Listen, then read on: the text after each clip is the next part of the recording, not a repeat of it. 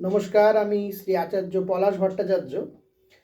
আজকে আমরা আমাদের 2025 সালে যে রাশিফলের সিরিজ চলছে, সেই রাশিফলের দ্বিতীয় রাশি অর্থাৎ আমাদের জোডিয়াক সাইনের বা রাশিচক্রের দ্বিতীয় রাশি বৃষ রাশিকে নিয়ে আজকে কথা বলবো।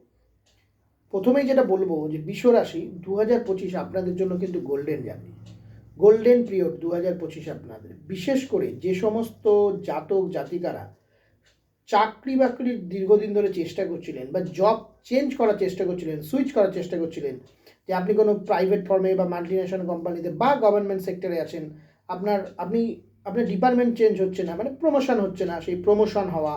বিশেষ করে আপনি একটা চাকরিতে অলরেডি কর্মরত, আপনি হয়তো প্রাইমারি টিচার, আপনি ডাব্লিউবিসিএস পরীক্ষার জন্য চেষ্টা করছিলেন, আপনার সিলেকশন হবে, বা আপনি পরীক্ষা দিয়েছেন, আপনার সিলেকশন হয়ে যাবে, বা আপনি রেলে চাকরি করেন, আপনি ক্লার্ক, আপনি ড্রাইভারে প্রমোশন পেলেন, আপনি গ্রুপ ডি স্টাফ, আপনি ড্রাইভারে প্রমোশন পেলেন, মানে আপনি পরীক্ষা দিয়েছিলেন বা পরীক্ষা দেবেন। যদি এরকম মনস্থির করেন, মানে জব যদি আপনি সুইচ করতে চান, আপনি 100% নিশ্চিত থাকুন, চোখ বন্ধ করে আপনি চেষ্টা করুন, আপনি সফলতা পাবেনই পাবেন।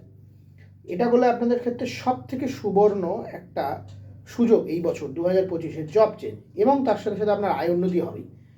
আপনি, এটা তো গেল চাকরিজীবীদের জন্য। যদি আপনি ব্যবসা করেন, বিশেষ করে লোহা রিলেটেড ব্যবসা যদি আপনি থাকেন, আপনি মাছের ব্যবসা করেন, আপনার মাছের আড়ত আছে, আপনার মাছের ভেড়ি আছে, আপনি কোনো পচনশীল দ্রব্যের ব্যবসা করেন, আপনার হোটেল আছে, রেস্টুরেন্ট আছে, আপনার কেমিক্যাল দ্রব্যের কোনো ব্যবসা আছে, মেডিসিনের ব্যবসা করেন আপনি, আপনার কনসালটেন্সি সার্ভিস আছে, আপনি 2025-এ অভূতপূর্ব রোজগার করবেন, অভূতপূর্ব রোজগার হবে আপনার।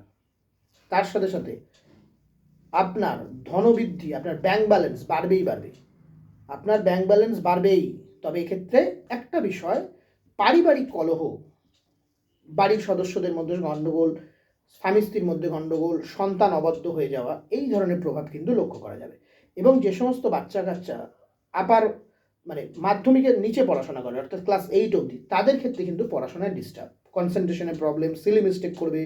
এবং বিশেষ করে যাদের মায়ের একটু বয়স হয়ে গিয়েছে বা বিভিন্ন রকমের বিভিন্ন প্রবলেম রয়েছে দীর্ঘদিন, তাদের মায়ের স্বাস্থ্যের কিন্তু অবনতি ঘটবে। এবং গাড়ি, আপনি যদি গাড়ি কিনতে চান, তাহলে খুব ভালো করে দেখে শুনে নেবেন। বিশেষ করে সেকেন্ড হ্যান্ড গাড়ির ক্ষেত্রে গাড়ি ভালো করে চেক করে নেবেন, কাগজপত্র, বা প্রপার্টি কিনতে যাচ্ছেন, বাড়ি কিনতে যাচ্ছেন, এক্ষেত্রে কিন্তু ঠকে যাওয়ার যোগ আছে। এগুলোকে একটু ভালো করে চিন্তা ভাবনা করে করুন। এছাড়া 2025 সাল আপনাদের খুব ভালো যাবে।